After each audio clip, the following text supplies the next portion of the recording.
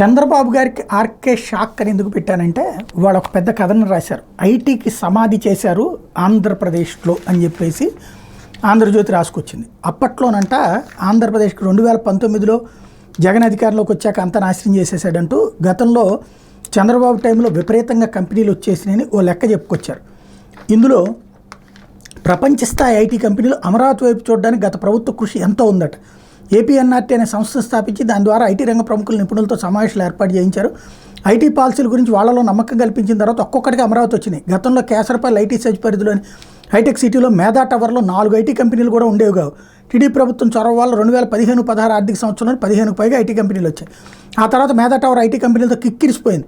మేధాలోని 13,306 చదరపు అడుగుల స్థలంలో extranet software solutions, Galla IT services, Indmax IT services, జాట్ data discovery, HCL state street అనే సంస్థలతో పాటు అనేక స్టార్టప్ కంపెనీలు కొలుదీరాయి. దీంతో కేసరపల్లి ఐటీ సెజ్ పరిధిలో హైటెక్ సిటీ విస్తరణకు నాంది పడింది. 2వ టవర్ నిర్మాణానికి టీడీపీ హయాంలోనే అంకురార్పణ జరిగింది. నాటి ఐటీ శాఖ మంత్రి నారా లోకేష్ 2వ టవర్ నిర్మాణానికి భూమి పూజ చేశారు. మేధా మనం నిర్మించింది కాదు, దీన్ని ఆపేద్దామని ఏనాడు టీడీపీ ప్రభుత్వం భావించలేదు అంటూ ఇదంతా రాసుకొచ్చారు. అదే సందర్భంలో అప్పట్లో దాదాపుగా 15 సంస్థలు వచ్చేసినాయి. సీఎం అయిన 6 నెలలకే కంపెనీలన్నీ జగన్ వచ్చిన తర్వాత వెనక్కి వెళ్ళిపోయినాయి. ఇదేంటి కంపెనీలు వస్తే వెనక్కి వెళ్ళడం, జగన్ షాక్ అవ్వాలి కానీ చంద్రబాబుకి షాక్ అని ఎట్లా అంటారు అంటే, ఎవడన్నా బుద్ధి బుర్రా ఉన్న ఏ వెధవన్నా ఐటీ కంపెనీలు వెనక్కి వెళ్ళిపోతాయని రాస్తాడా? చంద్రబాబు నాయుడు దిగిపోయారు, ఆ తర్వాత రాజశేఖర రెడ్డి అధికారంలోకి వచ్చాడు. మరి ఐటీ కంపెనీలు హైదరాబాద్ నుంచి వెళ్ళిపోయినాయా, బెంగళూరు వెళ్ళిపోయినాయా, లేకపోతే బాంబే వెళ్ళిపోయినాయా, లేకపోతే అమెరికాకి వెళ్ళిపోయినాయా? ఉన్నాయిగా.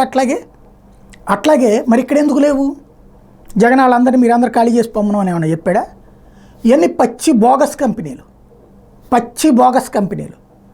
కేవలం ప్రభుత్వం నుంచి ఒక్కొక్కళ్ళకి ₹1 కోటి చొప్పున డబ్బులు ఇచ్చి, ఒక్కొక్కళ్ళకి ఎంతమంది సిబ్బంది పేరు చెప్తే అంతమంది సిబ్బంది పేరున 10,000 వేస్తున్నట్టుగా లెక్కలు చూపెట్టి, ఇక్కడ కొత్తగా ఉద్యోగాలు ఇస్తున్నట్టు చూపెట్టి, ఒక్కొక్కళ్ళ పేరున ఏడాదికి ఎంత అని చెప్పి డబ్బులు అప్పనంగా ఇచ్చారు.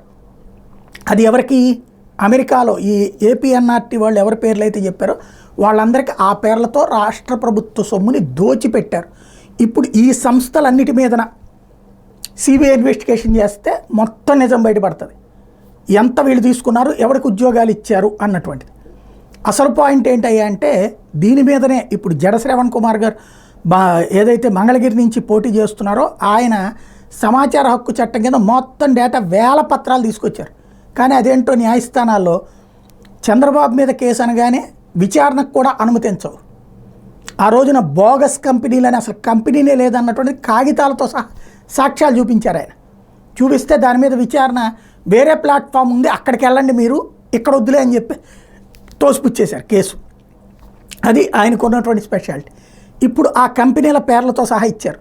నిజంగా ఆ జగన్కి బుర్రా బుద్ధి ఉంటే వీటి మీదన సిబిఐ దర్యాప్తు చేపిస్తే మొత్తం జాతకం అంతా బయటపడుతుంది.